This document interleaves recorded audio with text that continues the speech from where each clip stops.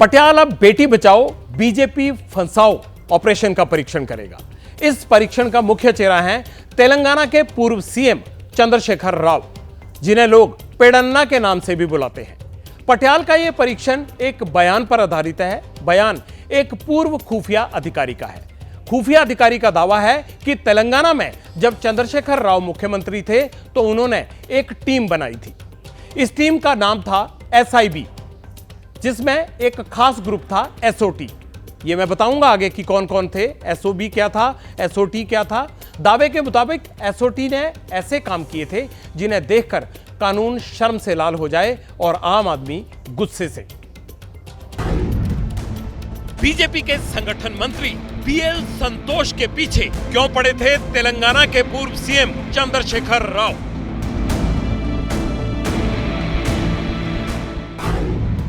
BL संतोष की जासूसी क्यों करवा रहे थे KCR?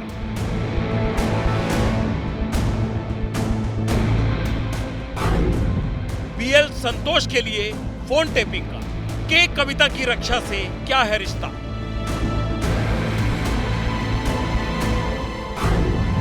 बीजेपी विधायकों का चुनावी पैसा कैसे पकड़ा जाता था?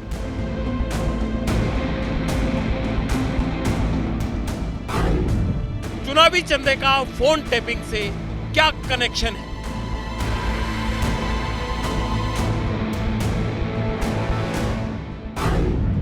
ब्लैकमेलिंग के सबूत क्यों इकट्ठा करती थी सरकारी एजेंसी?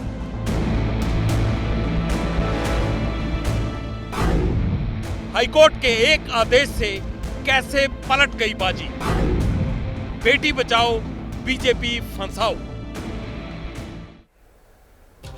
आज पटियाला के परीक्षण में फोन टैपिंग और जासूसी की बहुत विचित्र कहानी है। 29 मार्च 2023 को तेलंगाना के एक पूर्व पुलिस अधिकारी DCP राधाकृष्ण राव को अरेस्ट किया गया। इन पर आरोप है कि ये पूर्व सीएम चंद्रशेखर राव के फोन टैपिंग और जासूसी टीम के प्रमुख कैरेक्टर थे। पूर्व DCP राधाकृष्ण राव ने अपने बयान में क्या कहा? उन्होंने कहा, KCR ने मुख्यमंत्री रहते हुए 2018 और 2023 चुनाव में अवैध फोन टैपिंग करवाई थी। KCR ने तेलंगाना में कांग्रेस और बीजेपी के नेता, पत्रकार, जज और वकीलों के फोन टेप करवाए थे। व्हाट्सएप और इंटरनेट आधारित कॉल्स पर भी मॉनिटरिंग करवाई गई थी। आपके मन में सवाल यह होगा कि चंद्रशेखर राव की जासूसी का राज खुला कैसे? तो हुआ ये कि 7 दिसंबर 2023 में रेवंत रेड्डी ने तेलंगाना के मुख्यमंत्री पद की शपथ ली। नई सरकार बनते ही फोन टैपिंग मामले की जांच तेज हो गई। अब तक इस केस में कई अरेस्ट हो चुकी हैं, जिसमें प्रमुख हैं टास्क फोर्स के तत्कालीन DCP राधाकृष्ण राव, इंटेलिजेंस के DSP प्रणीत राव, तत्कालीन एडिशनल SP भुजंग राव। ये गिरफ्तारियां हो चुकी हैं। इन सब की अरेस्ट से देश को यह पता चला कि सत्ता के लिए कैसे कानून का गलत इस्तेमाल होता है। विरोधियों को दबाने के लिए सरकार गैर कानूनी तरीके कैसे इस्तेमाल करती है। ब्लैकमेलिंग के लिए कैसे सबूत इकट्ठा किए जाते हैं। राज्य के खुफिया अधिकारी और विभाग का कैसे गलत इस्तेमाल किया जाता है। फोन टैपिंग और जासूसी की एक खौफनाक कहानी एक फिल्मी स्क्रिप्ट की तरह लगती है। जैसे फिल्मों में राजनेता कानून को अपने ठेंगे पर रखते हैं, तेलंगाना में भी ठीक वैसा ही दावा है। पूर्व DCP राधाकृष्ण राव के मुताबिक फोन टेपिंग के लिए तत्कालीन सीएम KCR ने SIB यानी स्पेशल इंटेलिजेंस ब्रांच को हथियार बनाया। तत्कालीन सीएम चंद्रशेखर राव ने राज्य के खुफिया विभाग में एक स्पेशल यूनिट का गठन किया। यह खास यूनिट सीधे सीएम से कमांड लेती थी और बस उसी को जानकारी देती थी। जासूसी और फोन टैपिंग का हेड कौन था? खुफिया एजेंसी का प्रमुख T प्रभाकर राव। पुलिस को भी यह जानकारी जो दी गई है, उसके मुताबिक मुख्यमंत्री के कहने पर प्रभाकर राव राज्य के छात्र नेताओं, जातियों के संगठनों और आंदोलनों की मॉनिटरिंग भी करता था। चंद्रशेखर राव के खिलाफ जो भी बोलता था उसका नाम मॉनिटरिंग की लिस्ट में लिख दिया जाता था, यानी उसका फोन अंडर सर्वेलेंस आ जाता था। अब इस कहानी का फिल्मी ट्विस्ट सुनिए।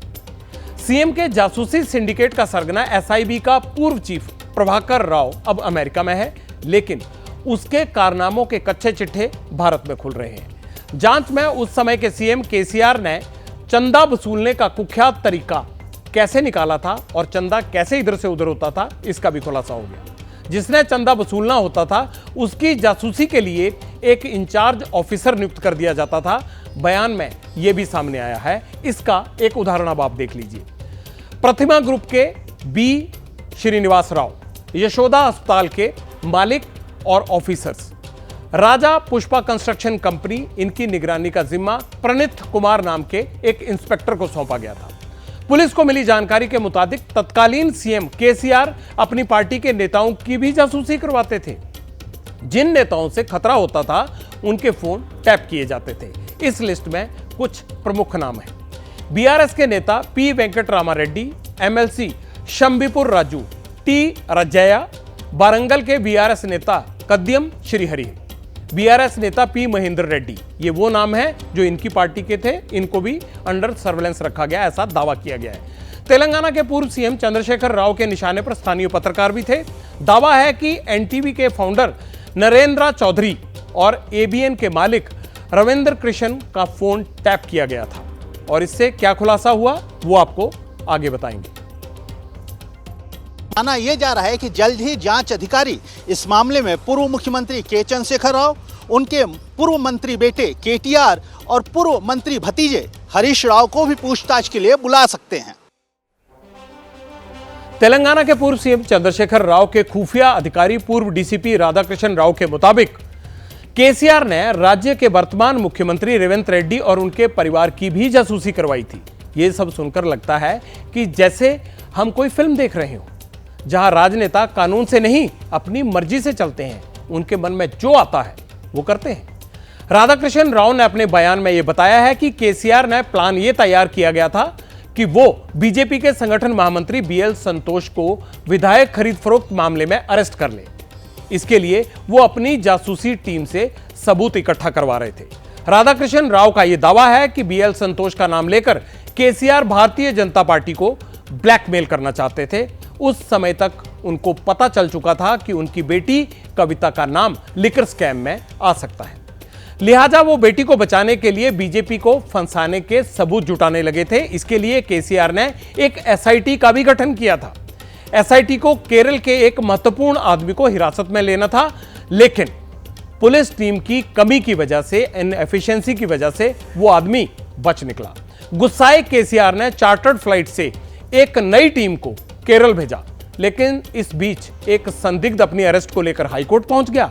हाईकोर्ट ने मामले की जांच एसआईटी से लेकर सीबीआई को सौंप दी और बीएल संतोष को फंसाने का प्लान फेल हो गया। जो फोन टैपिंग केस जो हुआ था पिछले बीआरएस सरकार में, केसीआर और उनके गैंग और उनके जो मंत्रिमंडल के मुख्य नेता है और जो पुलिस है, जो फोन टैपिंग केसेस में किया है, श्री बीएल संतोष जी को ट्रैप करके, उनका फोन को हैक करके, टैप करके, उनका ऊपर एक झूठा जो आरोप जो लगा है कि एमएलए कोचिंग केस का, ये हम पूछते हैं कि रेवंत सरकार क्यों बीआरएस के नेताओं के ऊपर कुछ भी एक्शन नहीं ले रहा। जासूसी करने वाले अधिकारी की गवाही ने भारत में राजनीति का एक बड़ा विचित्र चेहरा देश के सामने रख दिया है। केंद्र सरकार पर आरोप है कि वो ईडी, आईटी, सीबीआई का इस्तेमाल कर अपने विरोधियों को कमजोर करने की हमेशा कोशिश करती है, लेकिन तेलंगाना में तो इसके लिखित सबूत मिल रहे हैं, जहां केसीआर पर आरोप है कि वो विरोधियों का चुनावी पैसा पकड़ने के लिए, पार्टी विरोधी बातचीत सुनने के लिए, विधायकों की खरीद बिक्री का प्लान पकड़ने के लिए, ब्लैकमेलिंग के सबूत बनाने के लिए अपनी पार्टी समेत विपक्षी दलों के नेता, पत्रकार और जो हाईकोर्ट के जज और बड़े व्यापारी थे, उन सबके फोन टैप करवाते थे। फोन टैपिंग के पीछे केसीआर का एक बड़ा मकसद अपने विरोधियों के फाइनेंस रूट पर नजर रखना भी था, ताकि उनके पैसे जब्त कर उन्हें कमजोर किया जा सके। उदाहरण के लिए एसआईबी ने फोन टैपिंग का इस्तेमाल कर बीजेपी प्रत्याशी की चुनावी फंडिंग के खिलाफ 2 बार छापेमारी की। पहली बार 90 लाख रुपए पकड़े गए और दूसरी बार 3 करोड़ 50 लाख रुपए जब्त किए गए। केसीआर का पुलिस प्रशासन को सख्त निर्देश था कि चुनाव में विपक्षी दलों का ज्यादा से ज्यादा पैसा पकड़ना है। बीआरएस का पैसा बिना पकड़े निकल जाए, इसके लिए पार्टी के पैसे वाले वाहन को पुलिस एस्कॉर्ट करती थी और दावा यह भी किया गया है कि तेलंगाना में फोन टैपिंग की बात आम हो चुकी थी, आग की तरह फैल चुकी थी। हर बड़े और अहम व्यक्ति को पता था कि सीएम का जासूसी सिंडिकेट सब कुछ सुन रहा है। इसीलिए बड़े नेता और अधिकारी सीधे कॉल करने से डरने लगे थे। बचाव में उन्होंने इंटरनेट बेस्ड एप्लीकेशन का इस्तेमाल शुरू कर दिया था, लेकिन पूर्व सीएम चंद्रशेखर राव इसकी भी पूरी जानकारी रखते थे। उनको यह पता चल चुका था और उनकी जासूसी एसआईबी से करवाने के लिए इसका भी एसआईबी ने तोड़ निकाल लिया। नेता, अधिकारी और जज बातचीत के लिए व्हाट्सएप, सिग्नल या स्नैपचैट जैसे इंटरनेट बेस्ड कम्युनिकेशन टूल्स का इस्तेमाल करने लगे थे। इसीलिए प्रभाकर राव और उनकी एसओटी ने, वहां पर जो तैनात इंस्पेक्टर था प्रणीत कुमार, उनको यह टास्क दिया गया कि इसको कैसे हैंडल करना है। और इसके लिए आईपीडीआर यानी इंटरनेट प्रोटोकॉल डेटा रिकॉर्ड की निगरानी शुरू कर दी गई। इसके लिए निजी कंपनियों से रिकॉर्ड मांगे गए।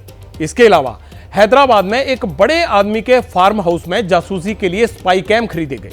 स्पाई कैम खरीदने के लिए इंस्पेक्टर श्रीनाथ रेड्डी और सब इंस्पेक्टर श्रीकांत को खास तौर से दिल्ली भेजा गया। जैसा कि हर फिल्मी कहानी में गलत काम करने वाला इमरजेंसी एग्जिट प्लान रखता है, केसीआर की जासूसी टीम ने भी वैसा ही प्लान बनाया था। दावा है कि तेलंगाना में जैसे ही केसीआर चुनाव हारे, जासूसी के लिए इस्तेमाल हो रहे हार्ड डिस्क और दूसरे उपकरण नष्ट कर दिए गए। चालाकी का लेवल बहुत हाई था, सबूत ना बचे, इसके लिए उन्होंने उधारी का एक नया सिस्टम शुरू किया था। आप सोच रहे होंगे उधारी का नया सिस्टम क्या होता है। जासूसी टीम क्या करती थी, अपने ऑपरेशंस के लिए उपकरण खरीदने की बजाय उन्हें उधार पर लाती थी और ऑपरेशन पूरा होने के बाद उन्हें लौटा दिया जाता था। जासूसी की दुनिया में एसेट शब्द का इस्तेमाल बहुत ज्यादा होता है। यह जासूसों की मदद करता है। फोन टैपिंग के पूरे मामले में आई न्यूज के पत्रकार सावन कुमार को भी एसेट बताया गया है। जासूसी स्कैम में इनकी बड़ी भूमिका थी। राव के कबूलनामे पर अगर गौर करें तो उसमें लिखा है, अक्टूबर-नवंबर 2023 में चुनाव के दौरान सावन कुमार तत्कालीन मंत्री टी हरीश राव के कहने पर एसआईबी चीफ प्रभाकर राव के संपर्क में आया था। दावा है कि सावन कुमार ने ही विपक्षी नेता और उनके फाइनेंसर्स की जानकारी एसआईबी तक पहुंचाई थी। चुनाव के दौरान विपक्षी दलों का पैसा जब्त करने में भी सावन कुमार ने एसआईबी की मदद की थी। बीआरएस नेता की ऑनलाइन ट्रोलिंग में भी सावन कुमार केसीआर की जासूसी कंपनी के प्रणीत कुमार की मदद कर रहा था। यह सारा पुलिस का पूरा चक्रव्यूह, एक स्क्वाड चल रहा था जो ये सब काम करता था। बयानों के पन्नों को पढ़ते जाएं तो मुझे ये लगातार महसूस हुआ कि जैसे किसी थ्रिलर की स्क्रिप्ट पढ़ रहा हूं, वैसा एहसास था। आप सबने भस्मासुर की कहानी तो सुनी होगी, जिसमें एक राक्षस तपस्या करके किसी को भी नष्ट करने का आशीर्वाद प्राप्त कर लेता है, फिर वो सबके लिए खतरा बन जाता है, लेकिन अंत में अपनी शक्ति के घमंड में वो खुद को ही नष्ट कर लेता है। तो क्या यह खुलासा भी चंद्रशेखर राव की राजनीति के लिए भस्मासुर साबित होगा?